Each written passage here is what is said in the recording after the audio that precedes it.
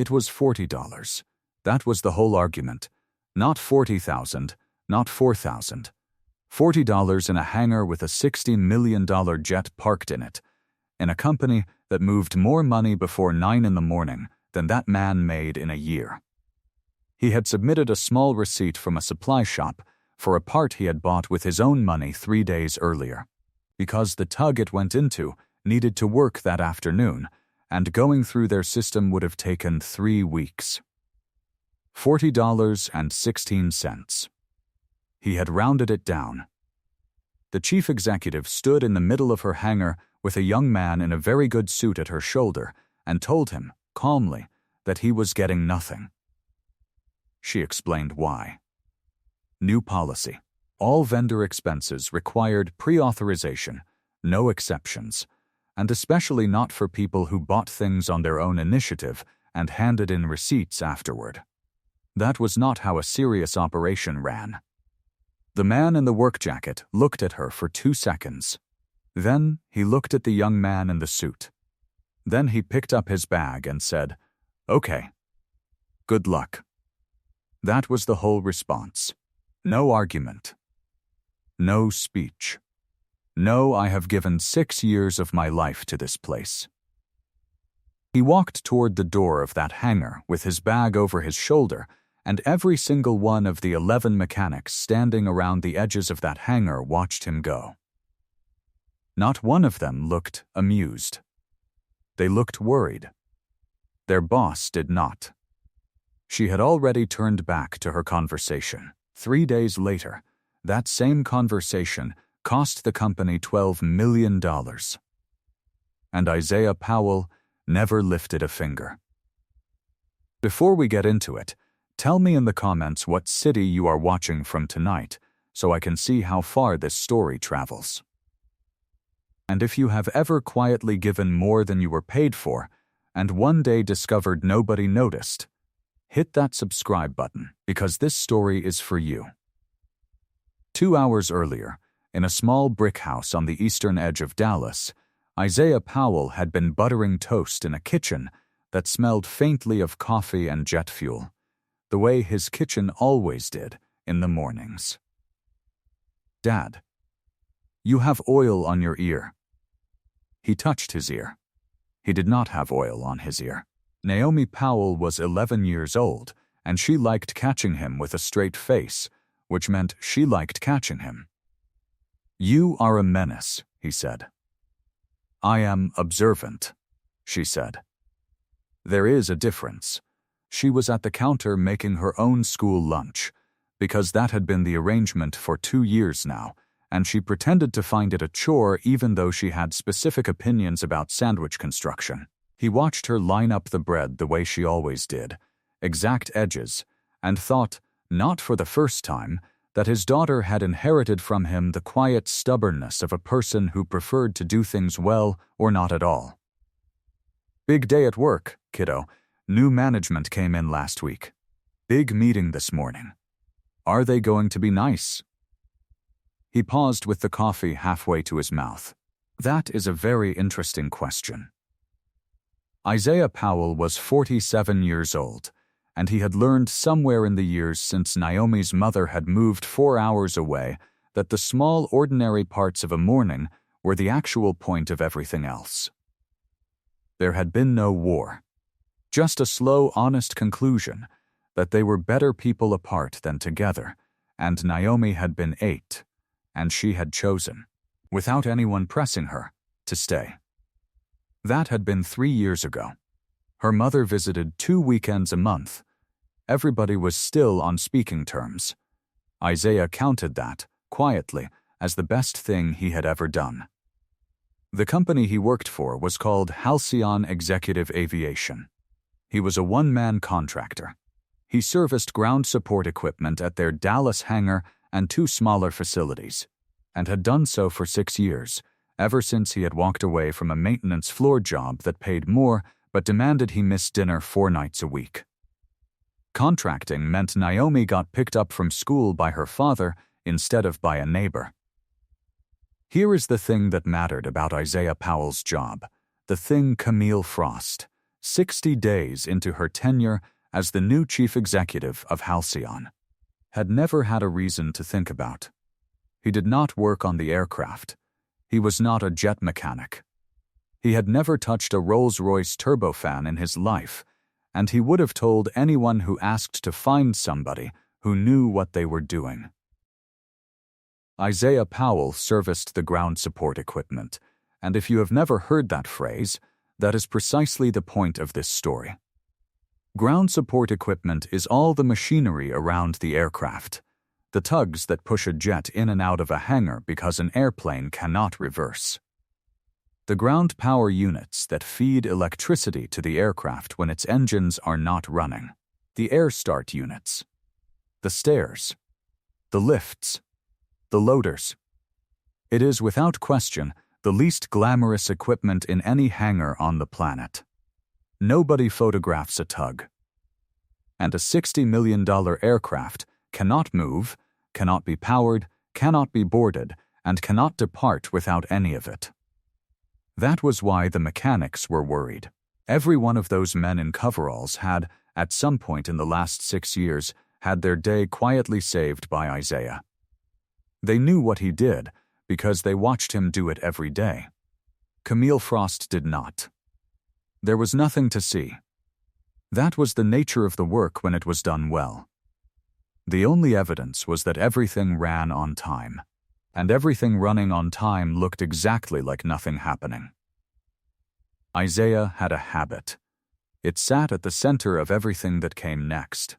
When something small needed a part, he bought it himself. Not the big pieces, those went through channels properly, but the small stuff.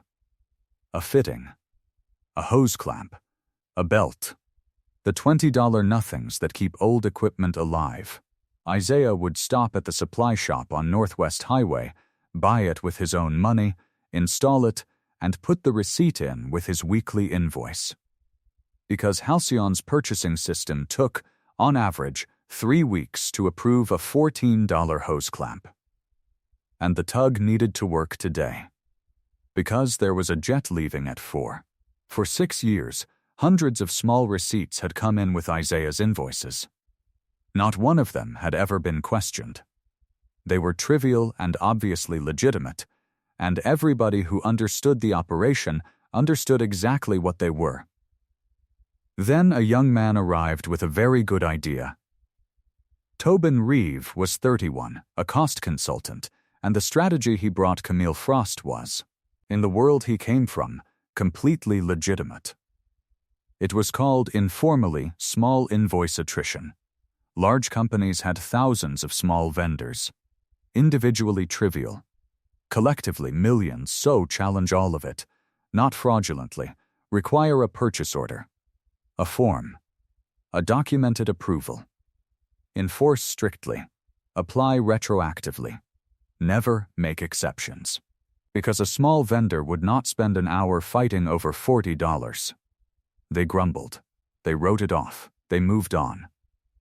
Multiply that across 4,000 vendors and 18 months, and it was millions recovered. Every refusal technically correct. And the total showed up on a slide with a beautiful title. Tobin had been promoted twice for that slide. There was one thing his measurement system could not tell him. He could count the money saved with total precision. He had no way of measuring what the vendors stopped doing when they did not quit. Because none of them quit. That was the horror of it. Every single one kept fulfilling their contract to the letter. Every service-level agreement stayed intact. They just quietly stopped doing everything that was not written down. Camille Frost sat in her office that Monday morning and looked at the slide. She had come up through finance and strategy. She had never worked a job where the difference between a good day and a disaster was whether somebody had walked past a broken tug at 7 in the evening and decided to stay. Her instinct was to trust the number, because in her experience, the number was the truth. She approved the policy that morning. By 9 the next day, Isaiah Powell was standing in the middle of the Dallas hangar with a receipt for $40.16 in his hand. The scene took less than 3 minutes. Camille explained the new policy the way she had explained it to everyone else, evenly and reasonably. No purchase order, no pre-approval, no exceptions. Especially not for people who bought things on their own initiative and handed in receipts afterward. If she made an exception for him, she would have to make one for everybody. Tobin Reeves stood a step behind her and wrote something down in a small notebook. $40 recovered. Another line for the running total. Isaiah looked at her. He looked at Tobin. He looked at the receipt in his hand for a moment. Then he folded it once, put it into the pocket of his work jacket, and shifted the strap of his duffel bag on his shoulder. "Okay," he said. "Good luck." And he walked out of that hangar with 11 mechanics watching him go. The mechanics stood exactly where they had been standing. There is a particular quiet that settles over a room when the people who understand what has just happened are watching the people who do not. Camille had already turned back to Tobin, who would remember that morning, later, as an ordinary Tuesday. The mechanics remembered it differently. Every one of them had, at some point, called Isaiah's number at 7 at night because something had died and there was a flight in the morning. They stood there, and they watched him walk out, and they did the same math Isaiah had just done, quietly, in their own heads. By the end of that week, without any of them ever speaking to each other, every small vendor at Halcyon had done that same math. The cleaning contractor, the catering supplier, the uniform service, the parts runner, the IT contractor, the woman who serviced the coffee machines and had also, for 6 years, been quietly fixing the vending machine because she was there anyway. It was not bitterness. That would have made it a smaller story. It was clarity. When you refused to reimburse a man $40, you were telling him, in the clearest possible language, that the relationship was now strictly contractual. And he believed you. And a strictly contractual relationship was exactly what you got. That same week, in the 5th grade classroom at Naomi Powell's school, the science teacher assigned a group project on renewable energy. 4 kids per group. 2 weeks to complete. Naomi was placed in a group with 3 other students, whose names she wrote down at the top of a fresh page in her notebook, in a way that she would later look back on with a small quiet ache. Naomi Powell was the kid who did everybody's share. She had been that kid since 3rd grade. Every group project, Naomi did about 80% of the work. Because she cared more, and because it would be bad otherwise, and because it was, genuinely, easier to just do it than to chase 4 other 11-year-olds. She had never really thought about it. It was just what happened. This time, halfway through the first week, she came home and did not talk about school. Isaiah noticed, but did not push. He put a plate in front of her at 6 and asked how the group was going. She said it was fine, the same way he sometimes said fine, which was not the same as saying it was fine. He let it sit through dinner and dishes and homework. At 8:30, without looking up from her notebook, she said 1 word. Nothing else. He looked at her. "Nobody else is doing anything," she said. "I made the poster board. I did the research. Aaron said he would do the graphs and he has not. Kayla said she was busy. Emily said her mom was going to help, but her mom is out of town. And when I bring it up, they say, 'You have got it under control. You are so good at this. We trust you.' And I say okay, and I keep doing it. And it is due Friday. And I feel weird." Isaiah put down the dish towel and sat across from her. "Weird how, kiddo? I do not know. Not mad. Kind of." She looked at him, like I got used. But I signed up. I always volunteer. He was quiet a moment. He thought about the receipt in the pocket of his work jacket that was still, folded once, sitting on the counter by the door. He thought about 11 mechanics watching him leave a hangar. "Can I tell you about my week?" he said. She nodded. He told her the $40. He told her the 6 years of small receipts. He told her the evenings and the phone calls and the walking past a broken thing and fixing it, none of which was in any contract. None of which he had ever been paid a cent for. He told her he had stopped. He told her he had not stopped angry. He had stopped clean. "Here is the thing I want you to hear, kiddo." He leaned on the table. "The extra you give, the part that is not your job, that is real, and it is valuable, and it is a gift. It is one of the best things about you. Do not you dare stop being the kind of person who gives it. But a gift is voluntary. That is the whole definition of it. And that means you are allowed to stop." She was very still. "I am not," he said. "I am not going to feel guilty for giving it, and I am not going to feel guilty for stopping either. Because both of those things are okay. What is not okay is pretending the gift was not a gift and then getting mad when it disappears." "How do I know when to stop?" she said. He smiled at her. "That is the good question." He thought about it a long moment, because he wanted to give her the true answer, not the neat one. "You give the gift as long as it is received as a gift," he said. "As long as the people know you did not have to, and they are glad you did, keep giving it. That is a lovely way to live. The second it becomes something people just expect, the second nobody notices it anymore, and they are annoyed when it is not there, that is when it stopped being a gift. And you are allowed to stop. And you do not owe anybody an explanation." She was writing something in her notebook. He waited.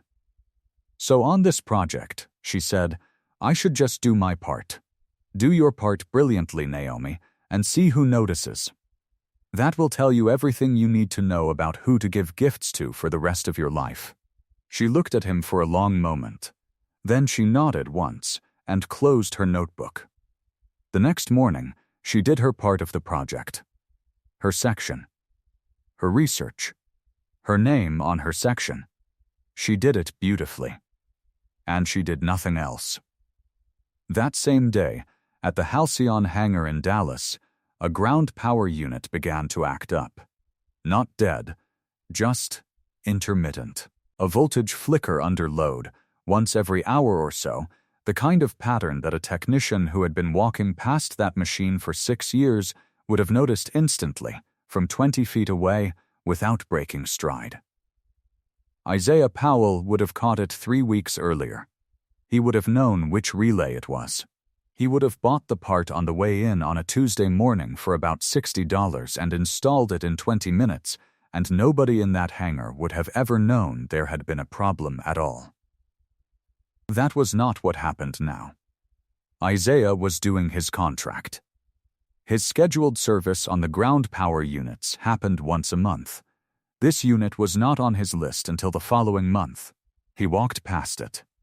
He did his scheduled work on the other equipment. He went home to make dinner. The unit failed properly the next morning. Now it was a real problem. Now it was his job. He came promptly, because he was still a professional, and he was there within the hour. He diagnosed it in 6 minutes. The part cost $140. Under the old world, he would have bought it on his way in the following morning, installed it by 9, and been done. Under the new world, he said, politely, professionally, without any attitude at all, that he would need a purchase order for the part. Which was, of course, completely correct. It was the policy. He was doing precisely what he had been instructed to do. The purchase order request went into the system at 2 that afternoon.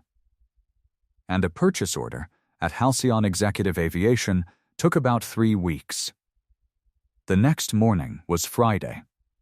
Halcyon's largest client, a private equity firm that had used the fleet for 11 years, had a jet scheduled to depart for Chicago at 7:40.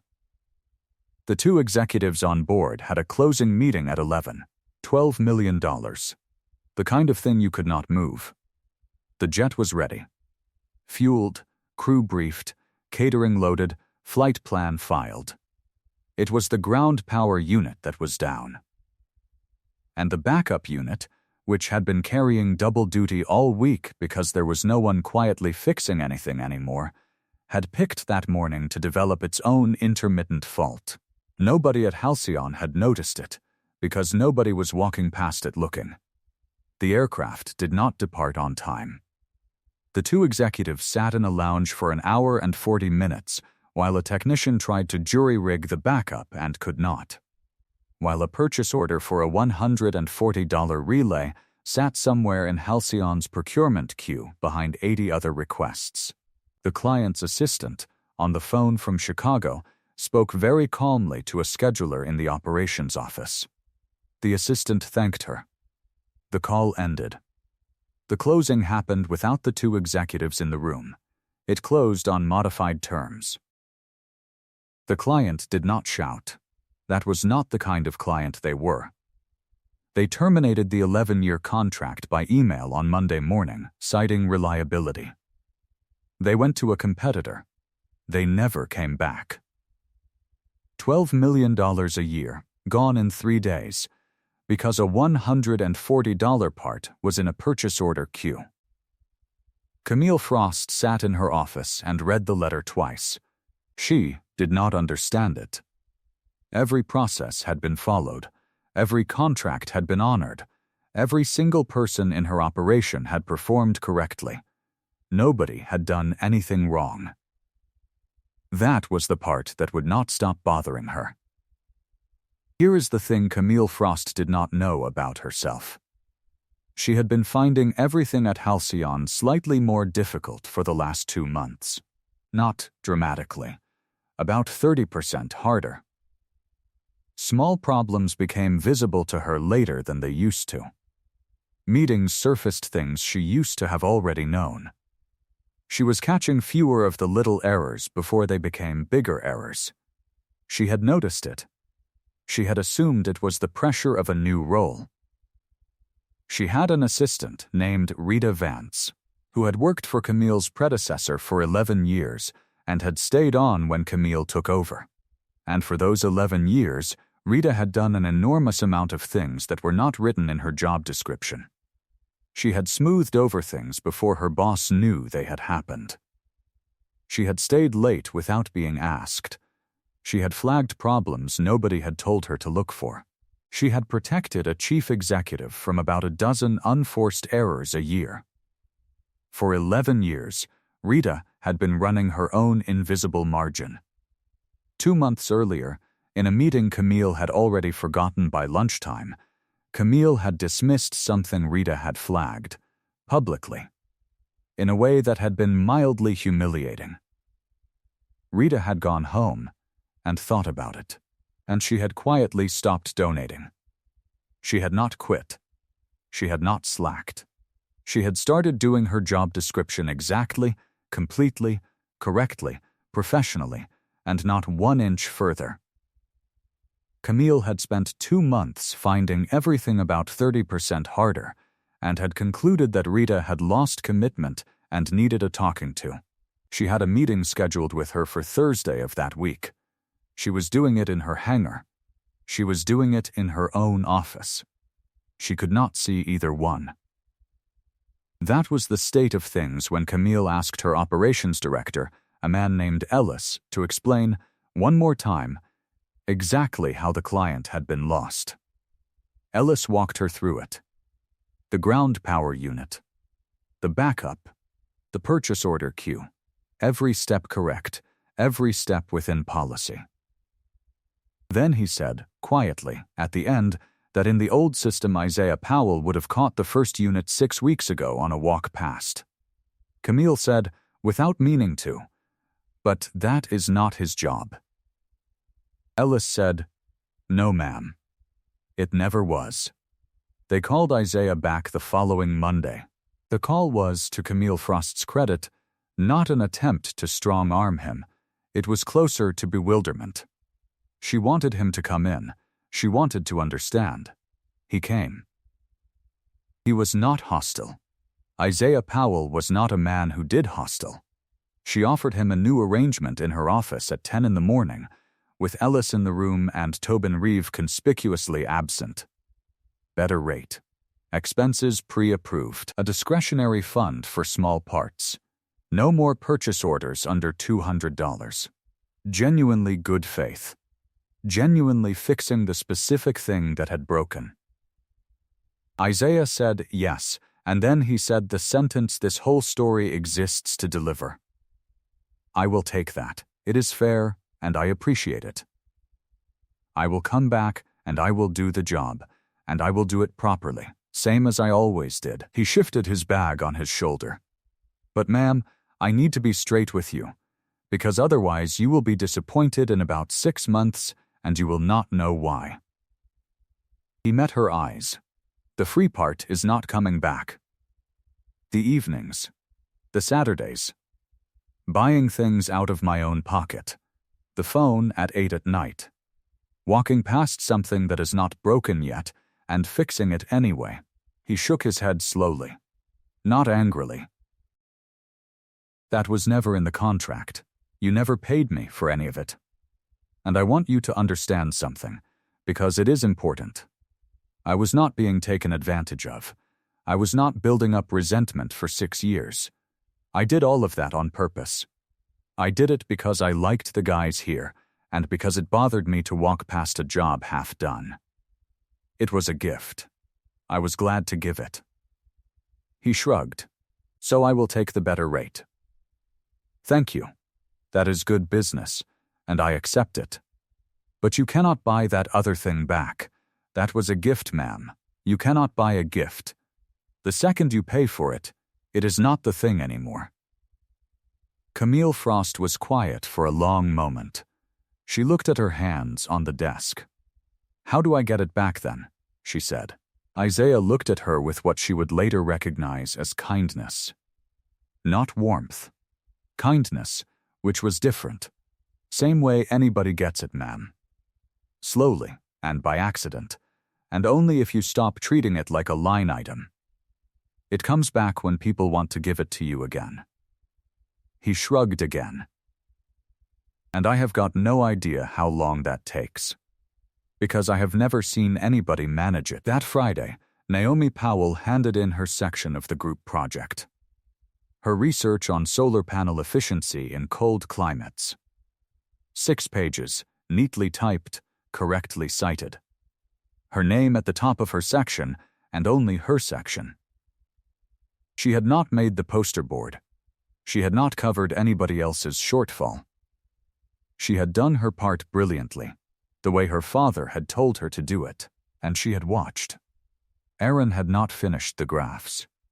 Kayla's section was 3 paragraphs long. Emily's mother was still out of town. When Miss Ruiz asked to see the completed project, the group presented what they had, which was Naomi's 6 pages and a piece of poster board with 3 thin sections taped onto it. Miss Ruiz looked at the group. She looked at the poster board. She looked at Naomi, who was standing very still. Naomi, she said gently, did you do all 4 sections again this time? Naomi shook her head. I did my part, she said. Miss Ruiz nodded once. Then she turned to Aaron, and Kayla, and Emily, and asked them each, quietly, to describe the specific work they had done. And Naomi stood there and did not rescue anyone. She did not fill in the pauses. She did not, at any point, apologize for the size of her own contribution. They got the grade they deserved. It was not the grade Naomi got. Miss Ruiz kept her after class for 2 minutes and told her without ceremony that a person could not learn to work with a team by rescuing a team. Naomi said, quietly, that she had learned that this week. Miss Ruiz raised an eyebrow, which she did when a fifth grader said something that she was going to think about for the rest of the day, and let her go. Naomi walked to her father's truck at pickup and got in and did not say anything for 2 whole blocks. "Well," he said. "Well," she said. "You okay?" She thought about it. "Yes," she said. "It was harder than I thought it would be. But yes." He nodded. He did not press. Some things a kid figured out on the walk from the classroom to the truck and did not need help finishing. The following Monday, Camille Frost did one small thing that, in the end, she was proud of. She had spent the entire weekend thinking about the phrase invisible margin. She had turned it over. She had traced it through her own life. And on Monday morning, she canceled her performance conversation with Rita Vance. Instead, she asked Rita to come into her office at 10:30 and closed the door behind her. She did not give her a raise. She did not make a speech. She sat down across from her and said, "Rita, what have you been doing for the last 11 years that I have never noticed?" Rita looked at her for a long moment. She was, Camille thought, deciding whether the question was a real one. Then, Rita began to speak. And Camille, who had spent 16 years running meetings, sat still and did not interrupt, and did not check her phone, and did not at any point jump ahead to what she was going to say next, and she listened. For 11 minutes. To a woman who had never once, in 11 years, been asked. Camille Frost said afterward that it was the most expensive 11 minutes of her life, in the sense that everything she learned in them should have been obvious for a decade, and she had needed to lose a $12 million client to make herself sit still long enough to hear it. Isaiah Powell came back to Halcyon Executive Aviation the following week. He did his contract, and he did it properly. He fixed the units on his scheduled list. He submitted his invoices on time. He did not answer his phone at 8 at night, and he did not come in on Saturdays, and he did not stop on his way in at the supply shop on Northwest Highway. If a unit needed a small part now, he wrote up a purchase order, and he waited 3 weeks, the same as everyone else. That was what the contract said. That was what he did. The mechanics noticed. None of them said anything to him about it. There is a specific quiet that settles over a workshop where the men who understand what has been lost are working around a man who is doing exactly what he agreed to do and not one thing more. It was not hostile. It was just accurate. Isaiah Powell nodded to them in the mornings. They nodded back. And every one of them, on their own drives home, did their own quiet math about the extra they had been giving to the same company for the same number of years and made their own private decisions about it. Not one of them quit. Every contract stayed in place. Every service-level agreement was met. And Halcyon Executive Aviation kept running at about 70% of the speed it used to. Camille Frost is still there. She has slowly, over months, been learning how to see a thing that was invisible to her for the first 16 years of her career. She notices Rita now. She has started asking, in meetings, not just what a person's job is, but what they have been doing that is not in their job. She is trying. That is more than most people manage. And the gift, when it comes back, if it comes back, will come back the way Isaiah told her it would. Slowly, and by accident, and only because she stopped treating it like a line item. Naomi Powell got a B- on the group project. She was fine with it. She said, at dinner that night, that it was the truest grade she had ever received. Isaiah did not entirely understand what she meant, but he did not ask, because it did not matter that he understood it. She did. Everything you rely on is running on a margin of goodwill that appears in no contract, on no budget, and in no system anywhere. Every organization, every team, every family, every friendship. There is an enormous amount of unpaid, unrecorded, entirely voluntary extra being given by people who care a little more than they are required to. And it is invisible. And here is the vicious part. It is invisible precisely because it is working. You cannot see a prevented failure. You cannot measure a disaster that did not happen. So the better that goodwill margin does its job, the more completely it disappears from view. Until somebody eventually looks at a smoothly running operation and sincerely cannot see why it costs what it costs. You cannot buy a gift. Not once you have refused it over $40. So let me ask you something tonight. Is there somebody in your life who has been quietly giving you more than you paid for so long that you stopped noticing it? Tell me about it in the comments. I read every one. And if this story stayed with you, you know what to do. New stories every week.